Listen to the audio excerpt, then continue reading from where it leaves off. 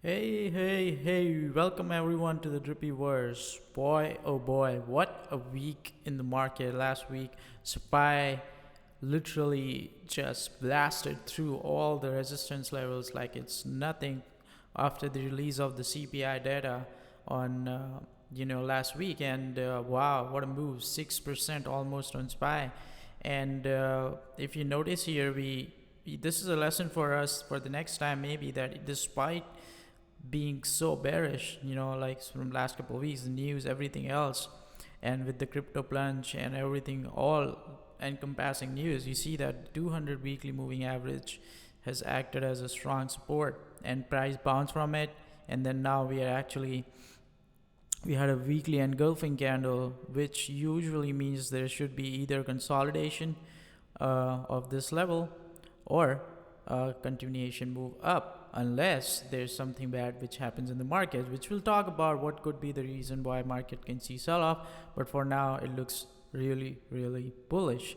And if you notice the daily chart of SPY here, it looks like we might tap this 200 moving average on the daily chart. This is where we got rejected the first time here on the left, and then we got rejected here again in the middle, and then now we are going there.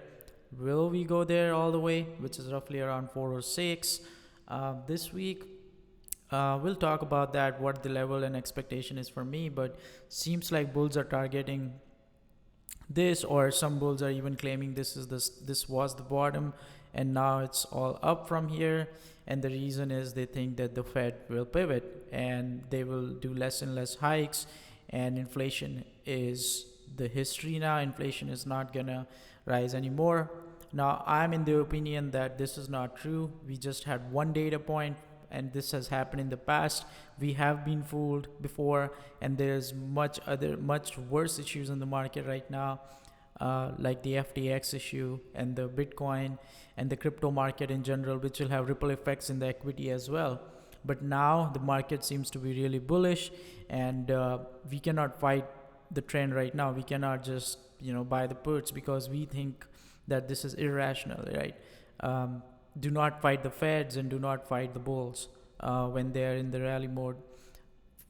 We need to wait for confirmation of the downside. We need to wait to see how the price continues up. And let's talk about some other things I'm looking into. Oh, by the way, if you didn't notice here, QQQ actually is still very close to our 200 weekly moving average, but still printing a big, massive 8.8% move up. And we got a lot of earnings coming next week. So let's go into the next segment of this video, where I'll talk about what's to expect. This was just a recap for last week, and we banked. Last week was one of my best weeks in a while, and I just returned back from vacation at home, and a lot of moving and stuff, but I had peace this time. And it was really awesome to kind of be able to trade back at home in Dubai here. So let's go back and let's look at some of the earnings. So now the main earnings which I'm looking forward to is the Walmart and Home Depot, because these two, which is by the way before open on Tuesday, so these two will tell us about what the middle to lower income group is kind of focusing towards. At least for Walmart is like that, right? It's kind of caters towards that segment in the market. And then we have the Home Depot, which is caters toward the home buyers. So combining these two will tell us about what's going on with respect to the home buyers. Are they still kind of doing renovations in the houses because they want to sell more, or is it the other way where they think that is an added burden and they don't want to do that? So it will be interesting, right? Because to see whether the Home Depot will beat the earnings because people are doing more and more renovations to make their homes look better to sell, or is it the other way around where the prices of homes are decreasing, so they are not really doing any effort. And then with respect to Walmart, will be interesting to see, like, has the inflation tamed down in the food, has the inflation tamed down in a lot of other categories, right? Apparels and discounted, what's the discount on right now, and did they actually beat the earnings, and how's the inventory looking? And then we have Target, and then on Wednesday, and then after close we have a big chip name, Nvidia, which is of course super oversold. We got Cisco as well. So these two combined here can move the market. And Nvidia again, been heavily oversold, and now it's popping up. And with this new China news, which I'll talk about, there could be a lot to kind of lot in the market right now. And then finally, we got the Thursday, we got the Macy's, we got Alibaba, we got the BJ's, we got Kohl's, and then we got Gap. So and then we also got the Foot Locker on Friday. So a lot of known names, a lot of Chinese names reporting earnings. So it's gonna be interesting week ahead. Now let's talk about FTX. Now I'm gonna quickly tell you guys like why I think the next week will be really choppy with respect to multiple benchmarks. So I will talk, which I think personally going forward, and next week I think will be choppy and price will be pinned to level 400. And the reason is that we need to give points to bulls and bears. So bears have this point right now, is we have a massive issue here with FTX implosion, right? This is the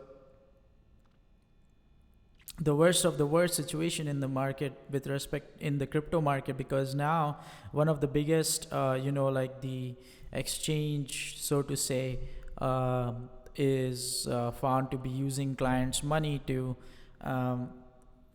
trade on their behalf or do counterparty trades. And there's a lot going on here. Nobody really knows in detail. There are much in-depth research on this, which I'm not the best person for it, but there are a lot of people who have done a lot of research on this, and there's a lot of comment going on. There's Elon Musk even said that he thinks the SBF, the Sam Bankman-Fried, is he didn't really believe that he will give $3 billion when he was buying Twitter, right?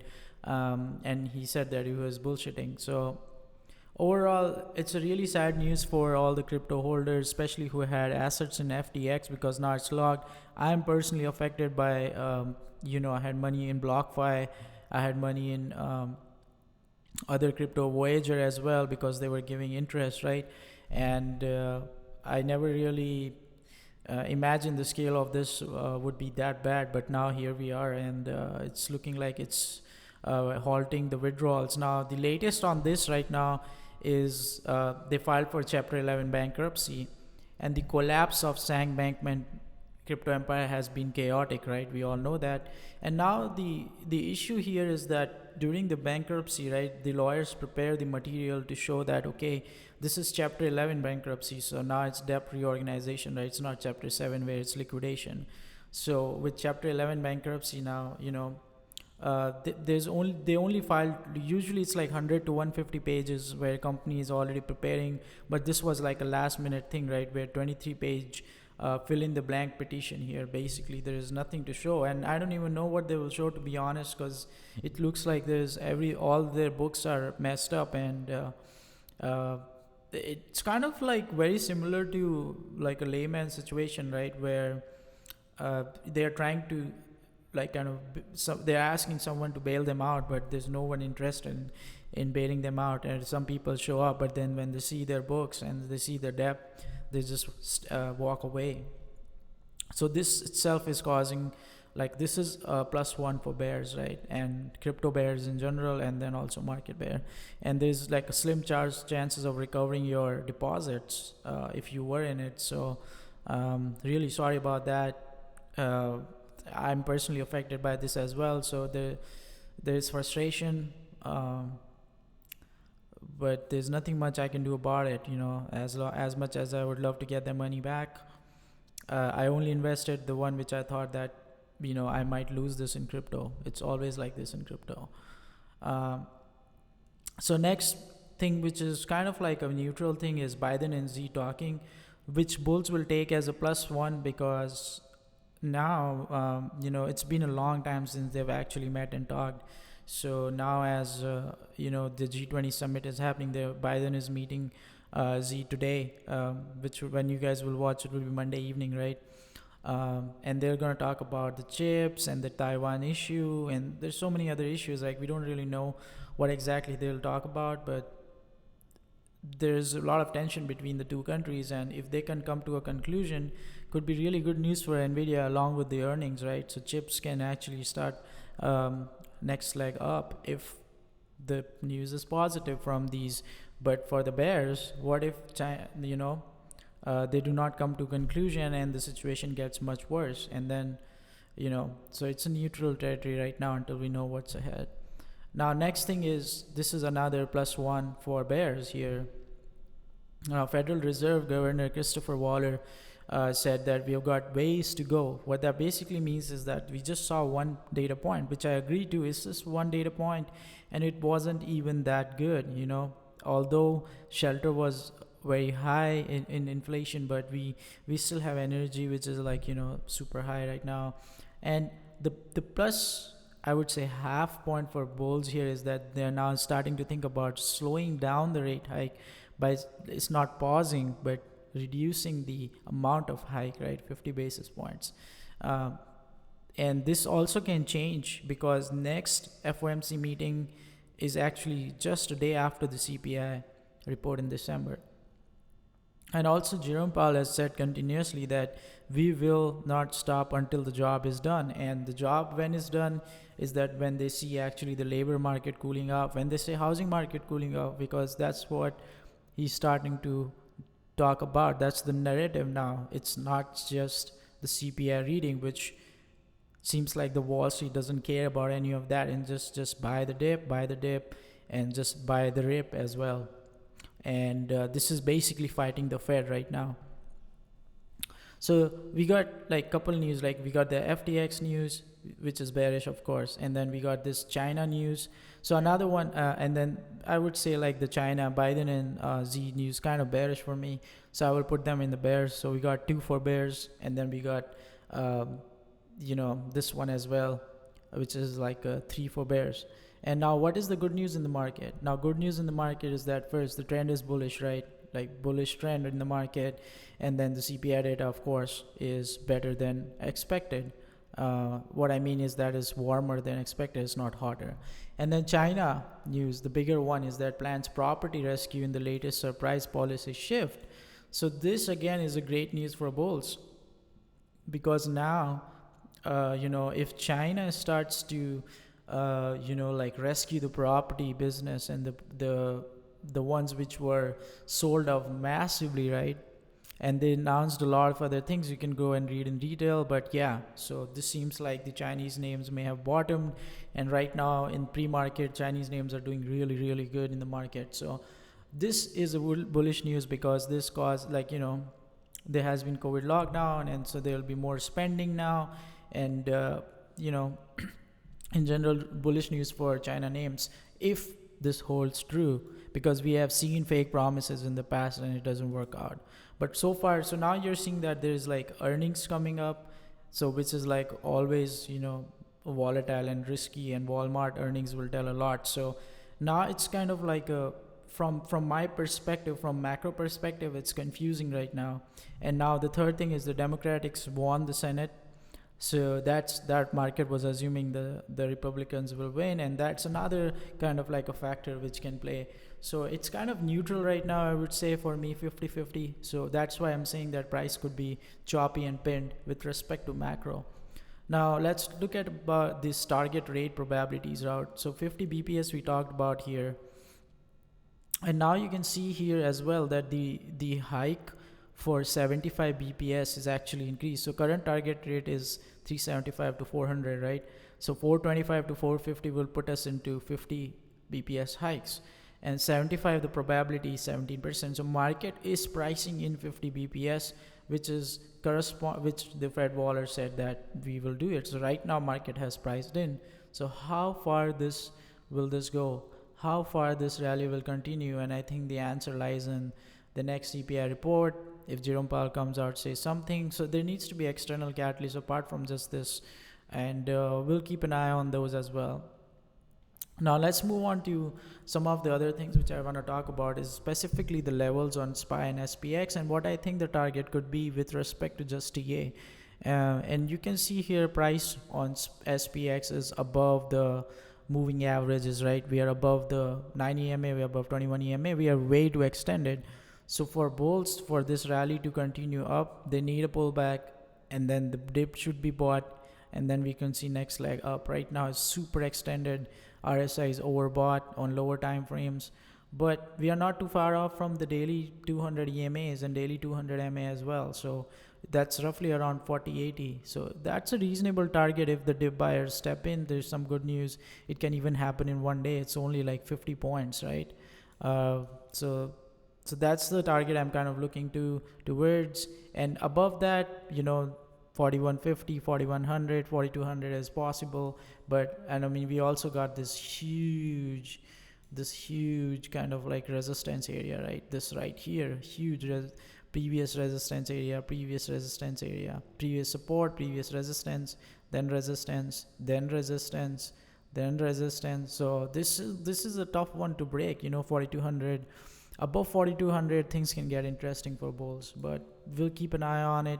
We still got a ways to go, as Fed members said, so let's not get ahead of ourselves. So that's just respect to TA. Now let's also talk about with respect to other things, right? Like the other factors, which is VIX. Now VIX is clearly plunging here, and now we have a OPEX week next week, right? This week is OPEX week. It's option expiration. VIX is down right now, and I'll talk about how dealers are gamma positive. So what that means is that the price could be pinned to a certain level, and I'll talk about what that level could be. And for now, it looks like VIX, the trend is to the downside. Nothing to worry about with respect to fear in the market is not there, and trend is to the downside. Now let's talk about dollar, right? Dollar broke its trend line support here, and it broke the channel, and now 104 103 will be important level for it. If it breaks that essentially means that okay, we are starting to see decline of dollar, but right now it's still bullish. As long as it kind of starts to reverse from above this level, that's still making like a higher it just made a higher low and then trying to make a move up. It was extended, so right now it's bearish. We could see it all go all the way to 104. We could even see it kind of consolidate around this area before it waits for the next CPI. But with the Fed statements today, we are seeing that it's actually up a little bit, but not much. It could just be consolidation. So yeah, we got dollar right now, which is in bearish trend on a shorter time frame.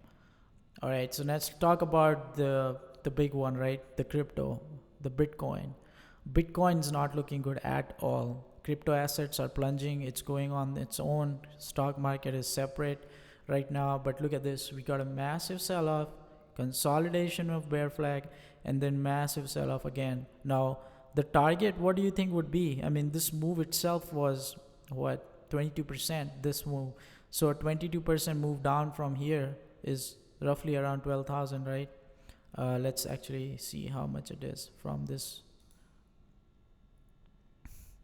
22% would be roughly around 14,854, and I think that we could even go lower, actually, to be honest, because I mean, this is really bad news. And sure, they can buy the dip, it can consolidate, but I would not be interested in buying any crypto assets right now until this resolves, until we have clarity on what's going on with this whole leverage in crypto market and what's what. Like, there's no clarity right now, and which is causing a lot of pain in the crypto, so to speak. But for long-term investors, Bitcoin is definitely an attractive price right now.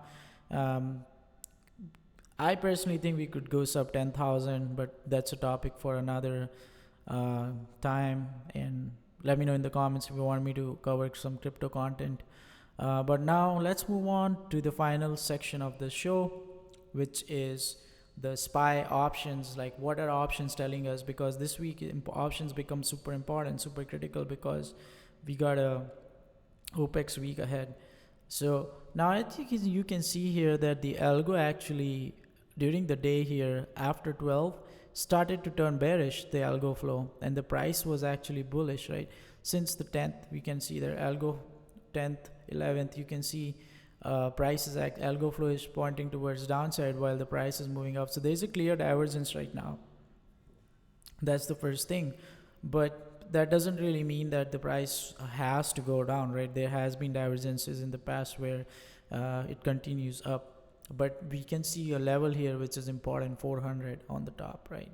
So net flow again, as you see, the calls started to decrease, and then on SPY at least, and then the puts started to increase, but it could just be hedge in the market on SPY.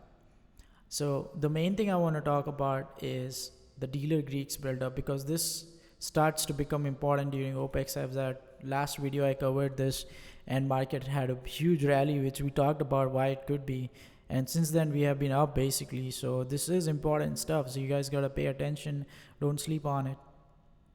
All right, so net delta right now, it seems like the dealers are somewhat neutral, hard to say right now, tomorrow we'll know, but the net gamma for sure is positive. So dealers are right now positive gamma. It can always flip, but right now dealers are positive gamma. So what that means is we need to know now, when dealers are positive gamma during an option expiration week, this suppresses the volatility, and you can see that VIX is actually down. So what that means is that there will be any large moves which happen in the market will be pinned back to a certain level. And in this case, I think this level is 400, because this 400 level is the big gamma exposure level. This is a JEX chart here. You can see that there's no other big candle bigger than this here. So this is a very important level. We are right here. So since the price is right below it, there is a chance that there will be a momentum around 400, and we could likely see 405, because 405 is the level which repels, is the resistance next. These are small gamma levels which don't really matter a lot. This 405, again, small gamma level, not compared to this one, for example. So we could see price go up here, and if we go down, there is a lot of support on the bottom here. These gamma levels will act as support. So the question is, like, once we are around 400 and we go bounce above, below it, there is a likelihood that we actually might be pinned to this 400 level or somewhere around this level. It's not always 100% accurate, and these things change every day, but that's what it seems like. The dealers are positioning themselves like that, and that's what I think. As you look here, if you go above, if you go above here, now you can see the net flow was bearish, right? So what is my conclusion in all this for this week? My conclusion for SPY is that, be very, very careful with what you're getting into with respect to any swing plays. Always be careful, because now we are extended, but doesn't mean we can go up, but also means that a pullback is likely, and a pullback, will they buy the dip? And if they buys the dip, can we see 400, and what happens around 400 level? And usually it will become evident in first, second, third day that, okay, price is always spinning back to that level. It's not necessary that it has to be within a day. It could be in matter of 2-3 days where price comes back to 400 level. So if it exceeds 405, I would say that, yeah, 400 puts make sense, right? But if it's back to 395, let's say, or we are back to like 390 or whatever, right? I would say 400 call makes sense. So that's how I'm planning to play it. I'm planning to also sell options this week, because option expiration with positive gamma looks like there might be opportunity to kind of sell some options and make money with some iron condors and stuff like that. So if you're interested, you can always check out my Discord. You can always DM me on my Discord, and we can discuss strategies in depth. That's what we basically do every day, along with the alerts and stuff like that. So link is in the description below. And with that said, folks, have a great week ahead, and if you like the content, please make sure to like and subscribe, and I'll see you in the next one.